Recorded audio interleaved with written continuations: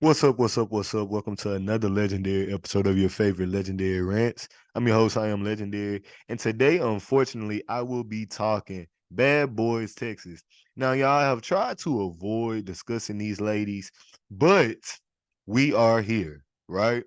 So before we do anything, make sure you like this video, make sure you subscribe to the channel, and make sure you comment down below if you like or dislike anything I say regarding this video. So we start this episode picking up where we left off with Really versus Carrion. Now, y'all, Really was getting on my nerves. Now, Really, you were being a bully. Yes, Kirk Franklin's son is annoying as fuck and he's scary as fuck, but there's even more reason why you picking on him made you look weak, right? Now, I would respect Really if he ran around with Chef D, ran around with Jonathan, but instead you picking on Carrion Franklin. And quite frankly, really, you don't get no points for picking on Kerryon Franklin, if you ask me. You get what I'm saying? Because he's not a equal foe. You know, it would be different if we knew Kerryon had the hands, Kerryon had the mouth, but Kerryon has the mouth, but he does not have the hands. And we saw that, right? We saw that. Now the boys head to the studio, and while at the studio, Princess decided to throw a temper tantrum because she didn't like what the cast came up with. Now, y'all, it's something about Princess that I'm just not standing, right? Now, I definitely see some people saying Princess is relevant to the show, Princess isn't relevant to. I see mixed reviews on Princess, right? But I say this because we've seen Princess on TV before, right? We've seen him on TV before, and he was on Love and Hip Hop. And while on Love and Hip Hop, his first season, he had a storyline of a love triangle with some nobodies, right? The second time we see him on TV and they tried to imply him and Bobby Lights had something going on, allegedly, right? And so now we see this closeness between him and Riley B. They all touchy feely and all these different things. And y'all, I just wasn't feeling his energy at the studio. Now I get it. There were too many of them at the studio. Why did the entire cast need to go to the studio? But all it proved is Prince is not a team player. And for whatever reason, without even giving the hook that really came up with a chance, Prince just thought it sucked. He didn't want to attach his name to it. And he was being a hard critic in the studio. Now, I know a lot of people take their artistry serious. And one thing I can say while I've been ranking on Princess is Poppy Rose, who is Prince's artist name, does have good music. I'm not finna sit up here and just hate on the man completely. Soul Fruit by Prince, aka Poppy Rose, is probably one of my favorite songs by anyone on this cast. So if you haven't already, check out Soul Fruit. That shit is good as fuck. The beat, the production, everything. And I've heard this song years ago when Prince was on Miami, on Love and Hip Hop Miami. So um, yeah, Prince, I'm knowledgeable of you and your music career, but you are not the biggest star in the room, and you were being a diva. And quite as it's kept, you're not Whitney Houston, you're not Dionne Warwick, you're not Anita Baker. So you can chill, bruh. Like, it ain't that deep. Y'all ain't here doing a passion project. It's fun. And honestly, all you showed us was your participation grade was a setup because you didn't participate. And that was the whole mission, was for y'all to put the differences aside, to go in the studio, bond, and see what y'all could come up with. Now, after the studio, we get back to the house. And in the house, we see Rayleigh talking to Princess and Carry On about some personal struggles she's having, right? We see these personal struggles, and we then find out that that was the cause of the blow up on Carry On. But it still didn't justify flip flops, you scratching this man neck, you pulling hair, you doing all these different things that just like, really, what are we doing? What are we doing? And so I really feel bad for Kerrion in that moment. I always feel bad for Kerrion, but Kerrion, I would be lying to say you don't have a fighting mouth. And that's the problem that happened last season with you and Moolah, is that you have a fighting mouth, but them hands don't work, sir. And you expect people to just give you pass after pass after pass, but you a grown man. Everybody ain't Kirk Franklin and your mama. You get what I'm saying? We ain't passing around no collection plate for you neither. And then what was interesting is during the situation or the melee between him and Really, he referenced, you better research me and all this about whatever he has pending with the situation with the car and the person who car he was driving being DAD, and how that looked with Carry On riding around in this dead person's car and with a gun at that. Like he had an unregistered gun and was in this person who Beverly Hills, they were looking for this person, and Carry On was riding around in his car. So for him to reference this when he denied it initially, it was like, okay, Carry On, what's really going on? So it was just a weird situation with that part. We then get to Raz versus the house. Now, y'all, this frustrated me because Raz B is known for having psychotic breaks, right? We've seen this for the past 10 plus years of Raz B popping in and out of social media with some foolishness, right? And so I feel like the same grace that the cast gives Orlando, they don't give Raz. And for whatever reason, they're all fans of That's So Raven, but none of them are fans of B2K, right? Clearly. And so this situation is frustrating for me because I like Raz more than I like Orlando. Orlando is messy, Orlando is a has-been, and Orlando is a drug addict, allegedly. And I think we've seen those instances on this show, right? That Orlando is a little off. So we see Orlando and Raz have a back and forth that Miss Wright, Jonathan, wanted to stick her neck in. And y'all, I did not agree with this. If the midgets are fighting, let the midgets fight. This had nothing to do with the Jolly Green Giant. And so Jonathan involving herself really bothered me because it's like, let the little man fight. This has nothing to do with you. This has nothing to do with you, sir. And so Jonathan inserted herself, and so we then see a little back and forth between Prince and Raz. Now, y'all, Zeus, one thing I'm going to say to y'all is y'all need better camera people, because all this missing footage and then catching up like in the middle of a situation, and then we don't know how the situation began. It's like, that's what I loved about BGC, was that the cameras was rolling 24/7. All this dead time and then rolling time and dead time and filming time.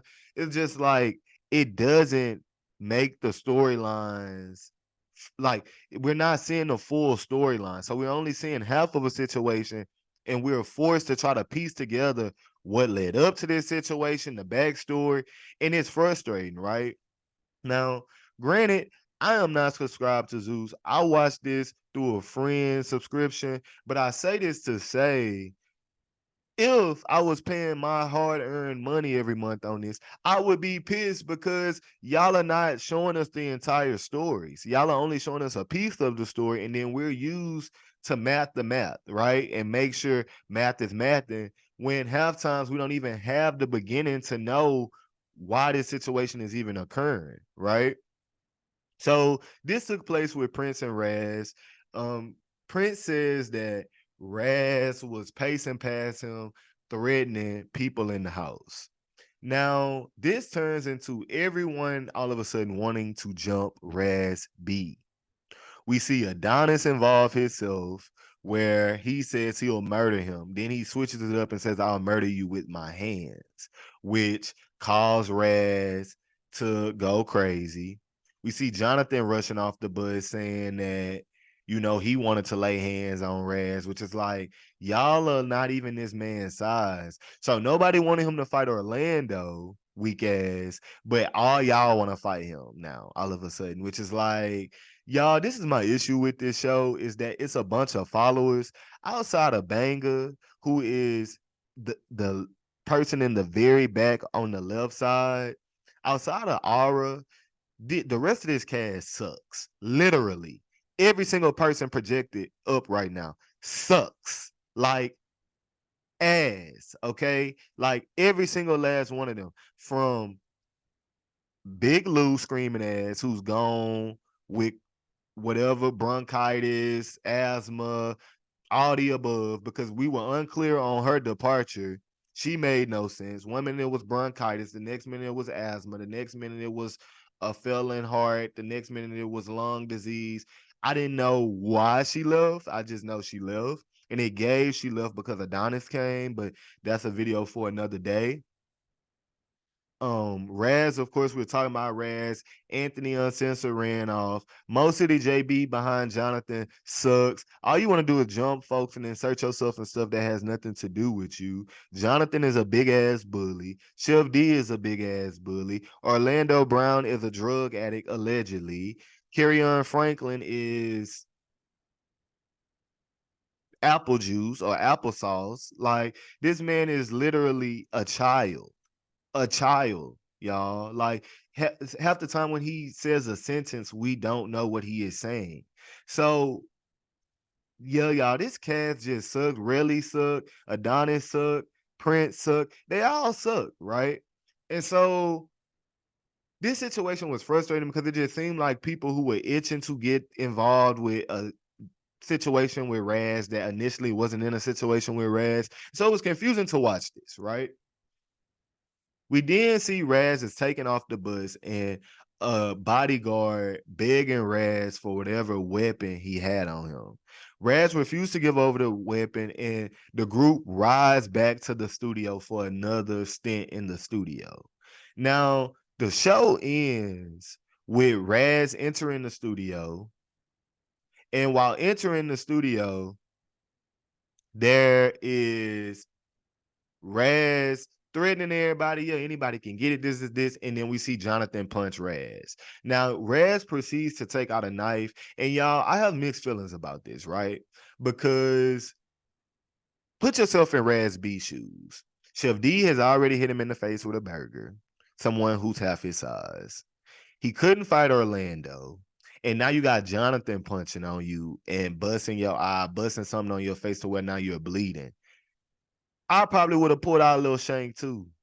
And it just show you the environment that they're in, which is heightened emotions, a pressure cooker environment where you probably feel on edge. And y'all, a lot of these scenes are in this bus. And when you see them in this bus, it's too many of them on this bus, right? It's just too many. And so things are constantly happening that, to me, yes, it was a little extreme for him to pull out the shank, but I understood it because it's like, y'all ain't gonna keep playing me on camera. And so I'm team Raz. I wish there was some people that stood with Raz in this situation. I feel like Raz is not getting the same grace that Orlando gets, and they're both really one and the same. They're both two celebrities that have had struggles with mental health and depression and drug use allegedly and all these different things. And so I hate that, it's empathy offered for Orlando, but it's no empathy offered for Raz, which kind of sucks, right? Who wants to be an outcast in a situation like this? Chef D, for somebody, and I'm not trying to diminish Chef D's story. If Chef D is saying he was drugged before, allegedly, that's Chef D's story to tell. But Chef D, I cannot see nobody drugging your big ass and trying to sneak you out a damn club. Like, it makes no sense. That just seems like an impossible mission, right? This man is the size of a Christmas tree. How am I gonna drug you and then proceed to drag or carry your big ass out of club? Y'all, that shit made no sense. That was probably the highlight of this episode. Chef D saying he was drugged and raped. What? Ooh, I ain't gonna say rape because we don't know about that part, but he definitely was drugged according to him. And It just wasn't given. Like, it was just like, Chef D, you just saying some shit. Now, if that took place, I send my condolences and I send empathy and all the above, flowers and everything. I'm not Candy. I'm not fuck your flowers, right? But it just makes no sense. And that was probably the highlight of this episode. Make sure you like this video. Make sure you subscribe to the channel. Make sure you comment down below. Stay tuned for more as I talk everything zoos. I was torn on if I should even review this shit, but y'all, it's to the point where I'm like, I get so frustrated watching this show because I just feel like they're all a bunch of followers and all a bunch of weaklings who run behind Jonathan, doing everything Jonathan says. It's like Jonathan is in charge of the girls, and it's kind of sad to see. Um, One thing I will say too is Jonathan saying health is wealth. That shit is like childish after we see y'all all constantly smoking blunts, and they're smoking blunts with cigarillos. They're not smoking papers, they're smoking blunts. Smoking vapes all day, drinking all day. It kind of goes back to the episode where y'all was talking religion, but rolling up a blunt. Somebody was licking a blunt while y'all was talking what God done did for y'all. And it was just like, what are we doing? Like, I don't know, y'all. This show is just a shit show. But stay tuned for more as I cover Bad Boys for the rest of the duration. Hopefully it's wrapping up soon. But like I said, make sure you like this video. Make sure you comment down below and make sure you subscribe to the channel. My name is I Am Legendary. This is Legendary Rantz, and I'm signing out. Peace.